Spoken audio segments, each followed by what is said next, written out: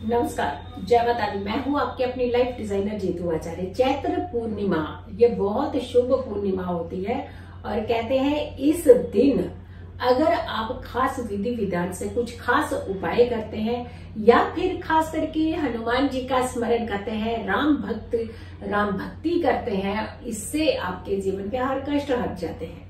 एक तरफ भगवान विष्णु की आराधना का दिन माना जाता है, वहीं दूसरी तरफ श्री राम की भक्ति का दिन माना जाता है। एक तरफ आपके कष्टों के निवारण का दिन माना जाता है, वहीं आपके जीवन में सुखों के आगमन का दिन भी माना जाता है।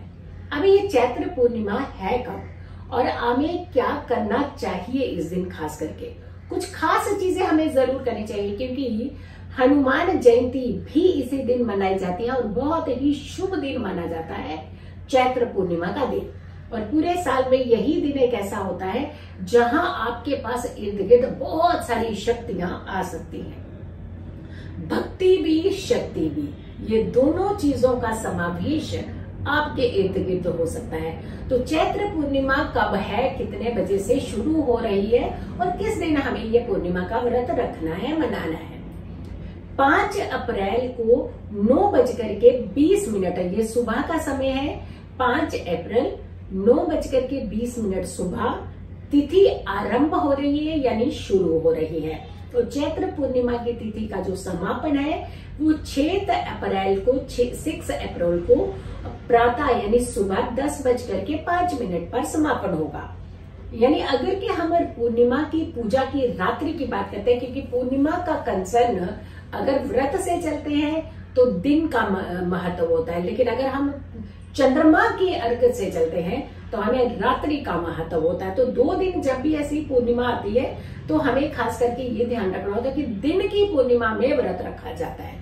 यानी जब सुबह में पूर्णिमा तिथि हो उस समय हमें व्रत रखना चाहिए और खास करके उसी दिन ही हमें अर्घ देने का, क्योंकि चंद्रमा जिस दिन पूर्णिमा तिथि के बीच में आए वो तिथि जो होती है व्रत और चंद्रमा के उपायों के लिए बहुत उत्तम मानी जाती है, जो कि 5 अप्रैल को ये संयोग बन रहा है जिस दिन आप पूर्णिमा तिथि का व्रत भी रख सकते हैं और साथ के साथ चंद्रमा को अर्घ भी दे सकते हैं।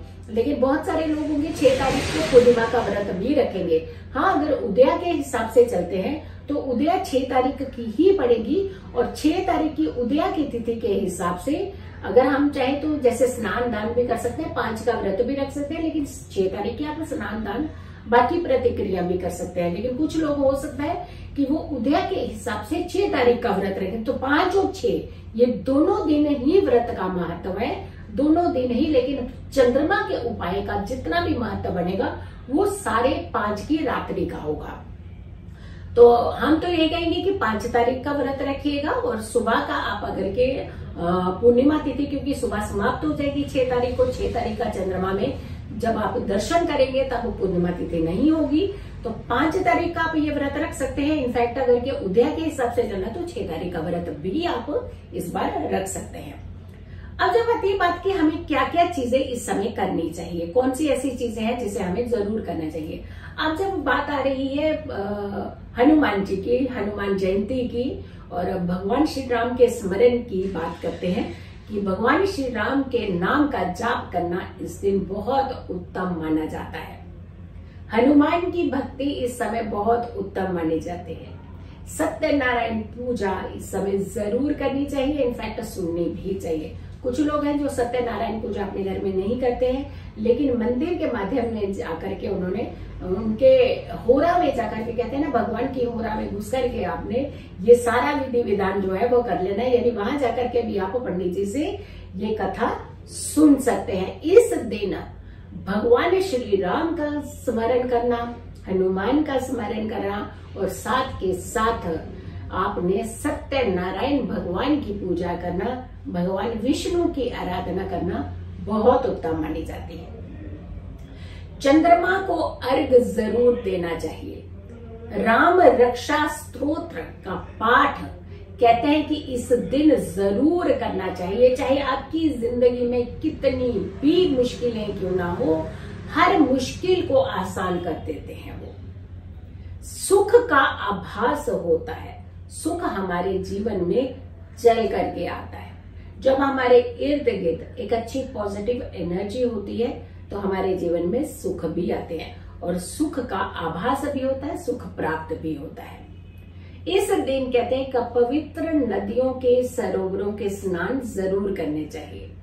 और अगर आप पवित्र नदियों के या सरोवरों के स्नान के लिए नहीं जा पाते हैं, पवित्र स्थानों पर नहीं जा पा रहे हैं किसी कारण से, तो आप घर में ही, अपने घर में अगर आप नदी का, सरोवरों का, आपका गंगा मैया का जल अगर है तो वो जल डाल करके भी अपने घर में ही आप स्नान कर सकते हैं। फिर आती है बात कि इस महीने में पूरा महीना ये बहुत ही अच्छा महीना, शुभ महीना माना जाता है और इसके बाद वाला महीना तो बहुत ही दिव्य महीना होता है।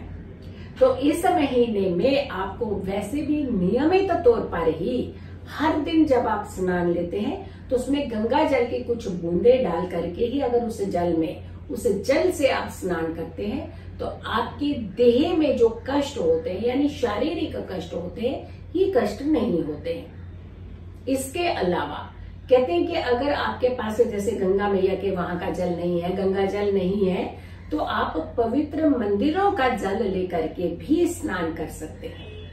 आपके पास जो भी पवित्र स्थानों का जल, धार्मिक स्थानों का जल पड़ा है, उस जल को लेकर के भी अपने नहाने वाले जल में थोड़ा सा मिश्रित करके इससे भी आप स्नान कर सकते हैं। इससे भी आपके जीवन के देह सुख जो होते हैं, जो शारीरिक कष्ट होते हैं, ये आपके दूर होते हैं। भगवान श्री राम की पूजा तो करनी ही करनी चाहिए, लेकिन हनुमान जी की पूजा का खास करके महत्व होता है। हनुमान जयंती बहुत ही शुभता से मनाई जाती है और हर हनुमान भक्त अपने हर कष्ट से बाहर निकल सकता है। खास करके जिन्हें कर्ज की समस्या होती है, उन लोगों के लिए ये दिव्य प्रयोग होता है इस दिन अगर आप करते हैं। हनुमान जी को सबसे ज्यादा प्रिय भोग जो होता है वो पसंद होते हैं केले। केले का भोग लगाना, और केले के भोग लगाते समय कुछ खास विधि हम आपको बताने जा रहे हैं। अगर आप इस विधि से आप केले अर्पित करते हैं हनुमान जी को, तो आपको जो समस्या आप बहुत समय से फेस कर रहे हैं वो समस्या से समाधान आपको मिल जाता है।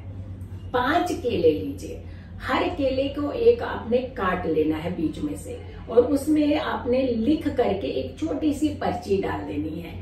जो समस्या आप बहुत ज्यादा फेस कर रहे हैं, जिस समस्या से आपको लगता है कि रास्ता ही नहीं निकल रहा, आपके लिए कोई रास्ता ही नहीं बन रहा है बाहर निकलने का, तो वो समस्या का समाधान भी आपको मिल सकता है। तो आप एक छोटी सी पर्ची जिसके ऊपर आपने चमेली के तेल से अपनी समस्या लिखनी है और केले के बीच में उसे डाल देना है, और वो आपने केले 5 पर्चियां डाल करके हनुमान जी को अर्पित कर देने हैं। आपकी वो समस्या, जिस समस्या को कोई तोड़ नहीं आपको मिल पा रहा, वो समस्या आपकी दूर होगी और भगवान बड़ी जल्दी प्रसन्न होते हैं। भगवान राम तो वैसे भी हनुमान जी की बात तो बहुत जल्दी मान लेते हैं, तो भगवान राम का भी आशीर्वाद मिलता है, हनुमान जी का आशीर्वाद मिलता है, भगवान विष्णु प्रसन्न होते हैं और आपके ऊपर हमेशा माँ लक्ष्मी भी मेहरबान रहती है। फिर आती बात की इस दिन आपने सात्विक रहना है, सुबह जल्दी उठ करके स्नान करना है। तिथि हमने आपको बता दी है, आपने किस दिन व्रत रखना है। 5 तारीख को व्रत रख सकते हैं। इनफैक्ट अगर आप उदय के हिसाब से चलना था तो 6 को भी व्रत रख सकते हैं, लेकिन 5 का व्रत रखना अति उत्तम माना जाए, क्योंकि दिन के समय आप सत्यनारायण पूजा भी कर सकते हैं और रात्रि के समय आप चंद्रमा को अर्घ भी दे सकते हैं, क्योंकि चंद्रमा उदय के समय पूर्णिमा तिथि रहेगी। तो 5 और 6 दोनों दिन ही इसका बहुत महत्व है इस बार, क्योंकि ये दोनों दिन बड़े ही देवी और चमत्कारी होने वाले हैं। और खास करके भगवान श्री राम का रामायण पाठ कहते हैं कि इस दिन जरूर करना चाहिए, सत्यनारायण कथा जरूर सुननी चाहिए, राम रक्षा स्तोत्र पाठ जरूर करना चाहिए, हनुमान चालीसा इस दिन जरूर पढ़ना चाहिए। ये सारे उपाय आप कीजिए। और भी हम वीडियोस इसके निकालेंगे चैत्र पूर्णिमा की, और उसमें भी खास करके दान का महत्व, कुछ विधि विधान है, वो सारी चीजों का महत्व हम बताएंगे। लेकिन खास करके कुछ लोग बहुत ज्यादा अगर डिप्रेस्ड या डिप्रेशन में रहते हैं, उन लोगों के लिए चंद्रमा के उपाय करना बहुत उत्तम माना जाता है। तो वीडियो को ज्यादा से ज्यादा लोगों तक जरूर पहुंचाइएगा। अगर चैनल सब्सक्राइब नहीं किया तो जरूर कीजिए, वीडियो शेयर कीजिए। मेरी आने वाली हर वीडियो का आप इंतजार करें। तब तक के लिए नमस्कार, जय माता दी।